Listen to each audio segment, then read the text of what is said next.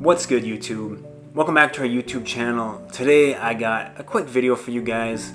Wanted to talk about Emoni Bates. And I wanted to talk about Emoni Bates because the 2022 NBA draft just happened. And now 2023 mock drafts are starting to come out.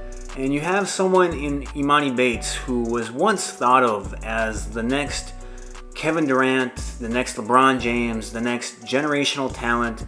A guy you can't miss, a guy who I remember when LaMelo's draft class was up, was said to be taken number one if he was eligible in that draft. He would have went number one, some scouts said.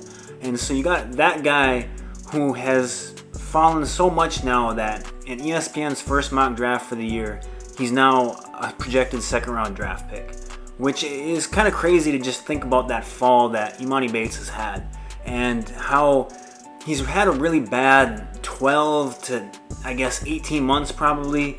His recruiting ranking started to slip heading, I guess, into the summer of his, would have been junior year or after his junior year before he reclassified. I think he had lost his number one ranking on some websites. And so his ranking fell, reclassified, heads to Memphis a year early.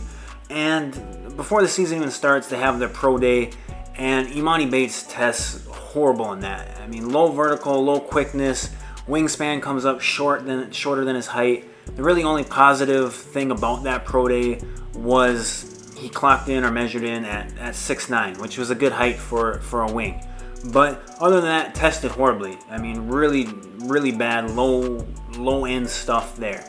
And that was kind of just, I guess, a preview of what his season was going to be like at Memphis.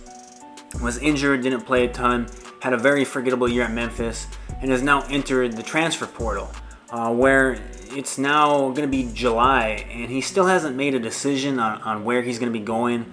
He cut his list down to 6 schools. I think the favorites right now could still be maybe Michigan or Louisville are kind of the big name schools. Eastern Michigan somehow made the list. I think that's where his hometown is. They got Noah Farrakhan. If he's got any kind of relationship there with him, maybe that could be a pull. But Michigan and Louisville are the 2 schools, and I think Michigan signed some kind of transfer that probably would have filled the Emoni Bates gap. And so maybe Louisville's really his only option kind of at this point. Who knows? I could still see potentially the G League being a route for him. I'm not sure about that. I had originally thought after he decommitted from Michigan State that he was going to be a G League guy. And so that could definitely still be an option for him. But it's just, like I said, I guess the point of this video is it's crazy to me how much just he's fallen and how much his stock is fallen. I mean, we're not talking about a guy who was maybe a top 5 guy in his class and just kind of fell off or didn't have a good season. We're talking about a guy who was supposed to be the man, like in debate with Victor Wembanyama, however you say it, out of France for the number 1 pick. Like, he was supposed to be that type of guy, next KD, next LeBron, next can't miss guy, and he's fallen this far. It's just crazy to me.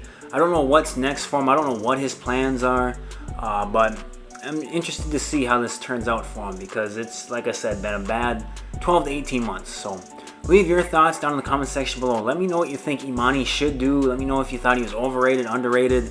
At this point, I don't know. Leave those thoughts down in the comment section below. And with that being said, I'll talk to you guys later.